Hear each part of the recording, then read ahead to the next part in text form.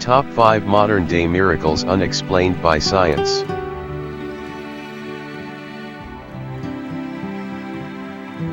Earthquake flashing lights. Sometimes before, during, or after a big earthquake, unexplained, bright lights are seen in the sky. People have described them as white, red, blue, multicolored, or the full color spectrum. These earthquake lights usually last only between a few seconds and a minute. Earthquake lights have been noticed throughout history, with the earliest report dating back to 373 BCE. But most reports are to be found in the 20th century. After the 1930 earthquake at Japan's Edo Peninsula, over 1,500 people told researchers they had seen strange lights. After the 1976 Tangshan earthquake in China, people described a colorful, flashing light show that was visible in the sky many miles away. Researchers started to take earthquake lights seriously in the 1960s, when they were first caught on camera. Lately, people have captured earthquake lights on video. Some are wondering if earthquake lights can be seen as a warning that an earthquake is about to happen. In 2010, the Chilean journalist Cecilia Lagos witnessed some earthquake lights. Here's what she said: "I saw through my window, while I was still in bed, I saw the sky changing colors. It was absolutely surreal. I really thought it was the end of the world. I don't know, I hope you understand me because I'm not exaggerating, I just saw it through my window like that. That was the most terrifying thing, seeing the sky changing colors with the terribly, amazingly strong movement of the earth." The boy who drowned and was revived unharmed after 101 minutes of CPR. 22-month-old Gardel Martin was playing outside with his siblings near his parents' home in Mifflinburg, Pennsylvania in March 2015 when he vanished. His mother Rose did a rapid search of the property before understanding that her young son had probably fallen into the river on their property. She called 911 while her two teenage daughters began walking downstream in a desperate search for their younger brother. Gardel was found by a neighbor, a quarter-mile away, unconscious and caught up in a tree branch, in the middle of the overflowing waters. An ambulance crew arrived moments later, found no pulse and started the cardiopulmonary resuscitation. The reviving process would continue, uninterrupted, for 101 minutes in the ambulance, at a community hospital, aboard the medical helicopter and, finally, in the emergency room of Janet Weiss, the pediatric wing of Geisinger Medical Center, where a team of 30 doctors and nurses moved to action. The child's body temperature was 77 degrees when he arrived, over 20 degrees below normal. Gardel's deep hypothermia worked to his advantage, significantly slowing his metabolism and giving his organs some protection from cardiac arrest. Being aware of this, the doctors continued CPR while increasingly warming his body. At around 82 degrees, they detected a pulse. Against all probability, his heart had restarted.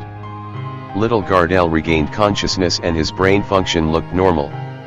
Dr. Maffei, head of the pediatric wing, confessed he had never come across such a recovery in his 23 years as a doctor. A woman came back to life after having no pulse for 45 minutes.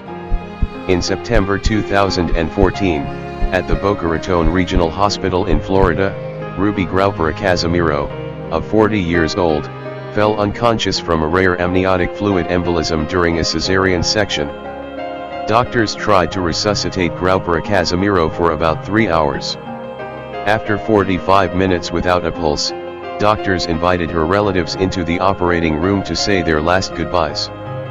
Then something strange occurred. Her heart started beating on its own. It's what doctors are calling a miracle.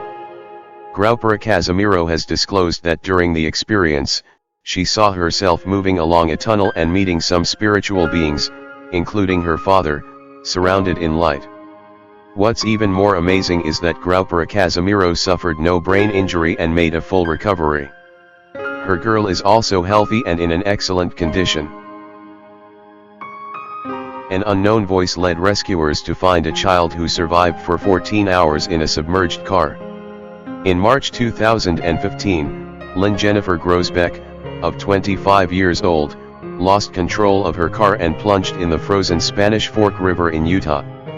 14 hours later, first rescuers found her 18-month-old daughter, Lily, in her car seat hanging upside down just above icy river water.